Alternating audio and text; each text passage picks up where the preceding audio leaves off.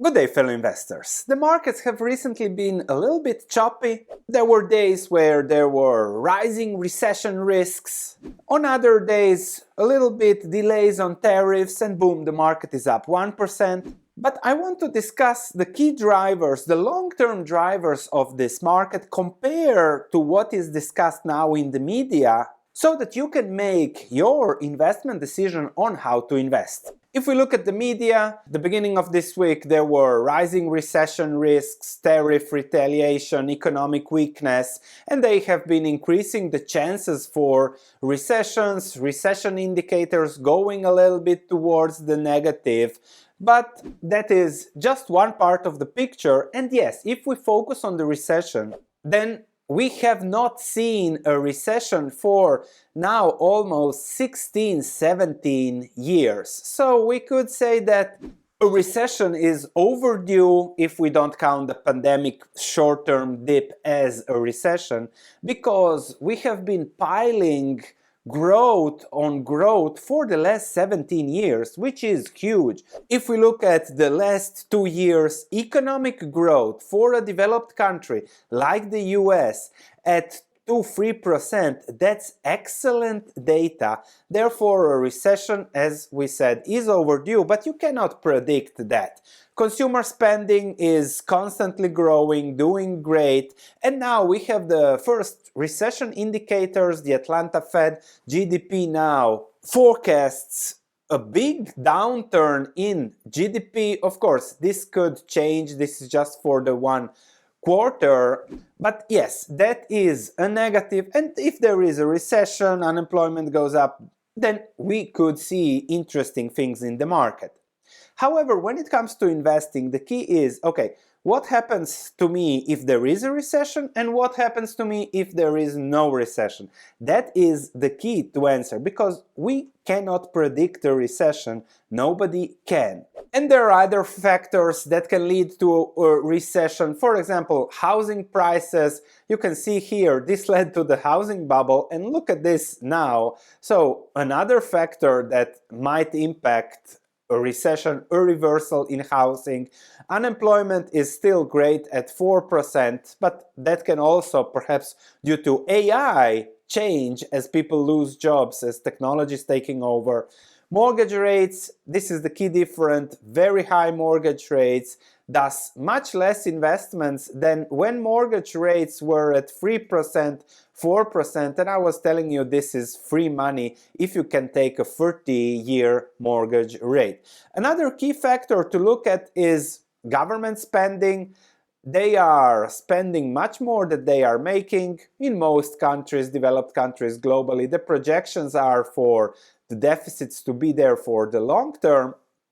And if we look at past recessions and bear markets, you can see here that, I don't know, from 2000 to 2009, this was a 50-60% drop if you account for inflation. So there was the flash crash, 87, not related to recessions, but 70s were also bad, and of course the 40s, 30s. However, if you look at this chart that discusses booming markets, and then you always have these adjustment decade or two where markets give you zero. Booming 60s, again 15 years of zero. Booming 80s, 90s, 15 years of zero. And now we are again in the booming years. And perhaps the key factor there to understand when it comes to a recession is the following.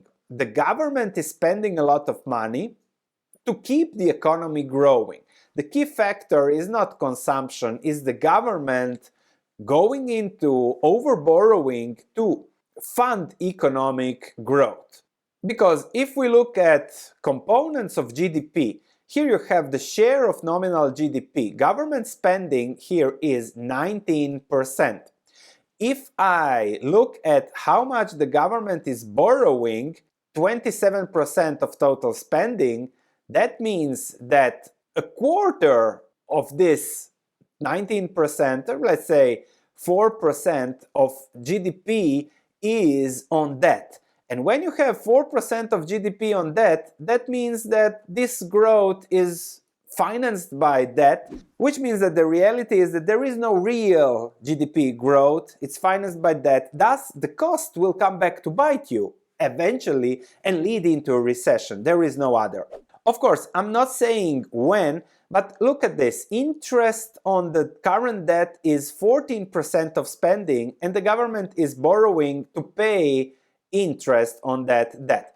If I compare this to 6 years ago, 2019, look at the interest payments, just 383 billion. If you want me to compare the 2019 budget and 2025, interest payments have almost tripled and went from 9% of spending to 14% of spending. If interest rates go higher, then it would look even uglier, but it is a given that maybe deficits could go a little bit lower, but they will still keep piling that debt.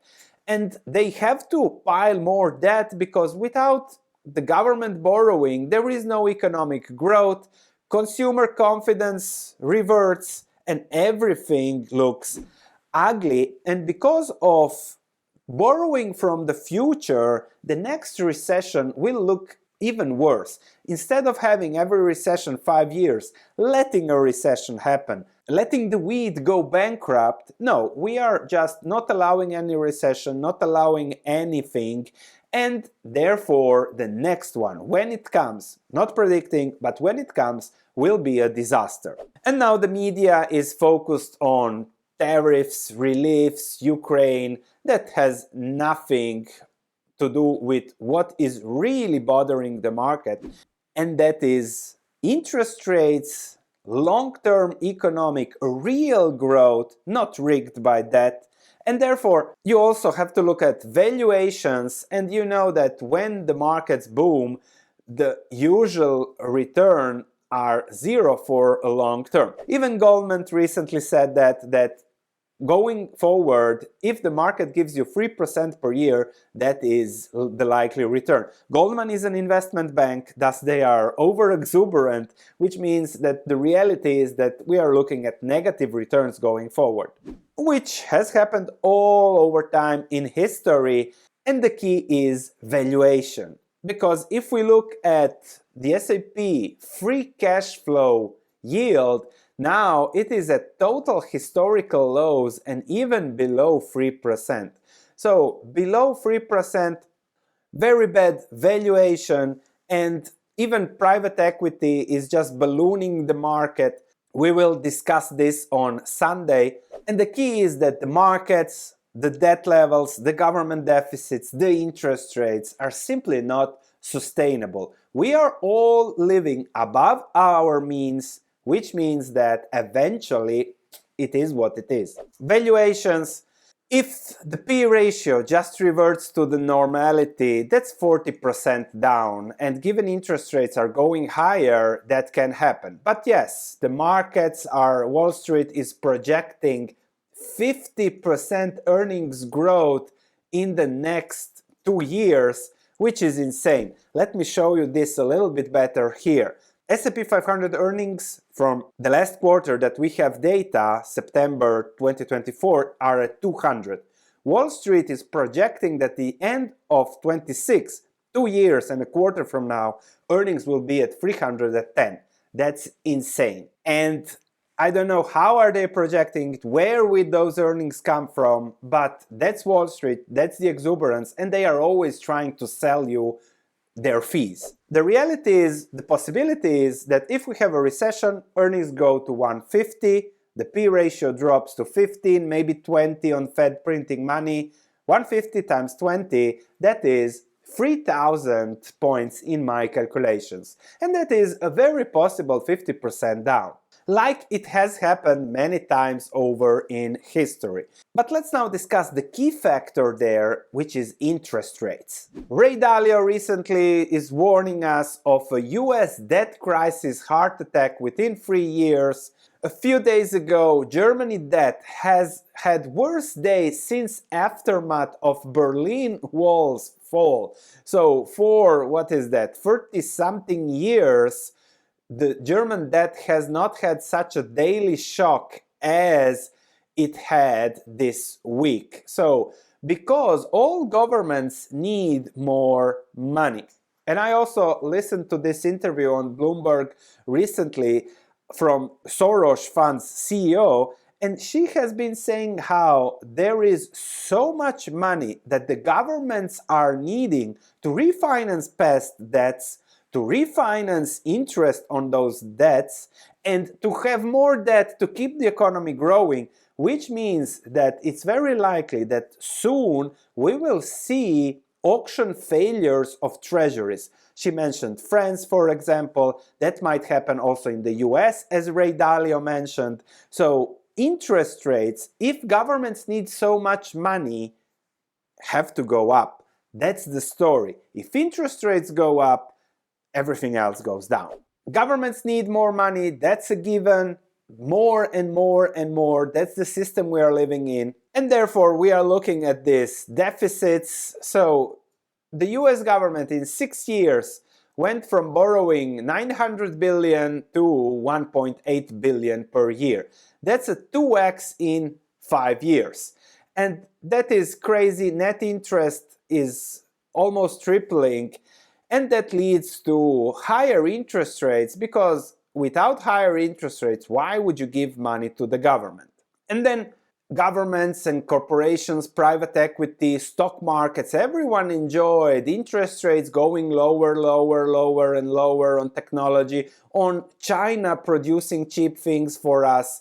And that has bottomed during the pandemic, and now interest rates are higher, and perhaps higher for longer. Everyone expected interest rates to already be at 2-3%, but you don't see that happening, and therefore, comparing to the treasuries, stock markets are way too expensive. And I have looked a little bit at some pension funds from the US at their returns, and you can see here that the 10-year average yearly return has been good, 6%, but deduct 3% of inflation and you are just barely scraping by. 1% fee that they have on that, and pension funds are not getting much money. Now it should be a little better with higher interest rates or bonds, but all this situation, if stocks fall, all these returns go to zero or worse, and therefore, as always, pension funds and those that invest blindly will pay the highest price. Pension funds have been paying the zero interest rate environment because they owned 40% bonds. Now they own stocks, also will pay for paying overvalued prices for stocks, and therefore, again, pensions are those at the highest risk. Therefore, you need to make your own pension, and now we can discuss how to invest. If I look at how the average investor invested in the first 2 decades of this century, this is a chart that JPM closed, doesn't show anymore, but the average investor made 1.9%. The market made 5.6%. So this is a huge difference, because investors usually do the wrong thing at the wrong moment in time. What we do here is value investing. Thus, we look for a margin of safety. If there is something, okay, Sven, 10 years from now, this can be 50% down, I'm not investing in that. It is not rewarding me with a 5, 6, 7% dividend. There is unlikeliness that it will reach 10, 12, 15% returns.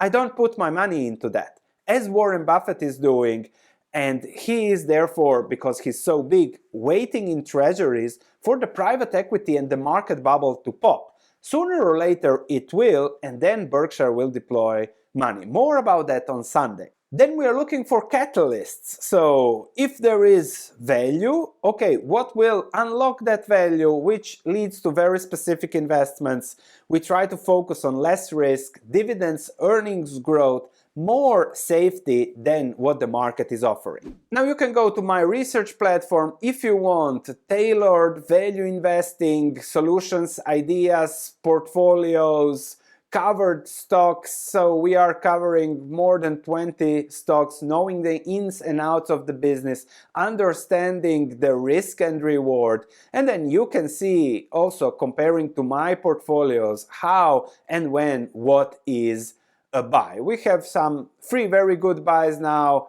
so that is something interesting. 13 also good buys for most diversified people. Check it out, there is a 21-day money-back guarantee, so feel free to go to understand, to see whether it would give value to you in the long term. In the short term, I'm sure it can give value to you. So that's how to invest. The other option is you can start learning and building a value investment portfolio. This is my playlist, Modernized Summary of Margin of Safety by Seth Klarman. Enjoy the value investing there.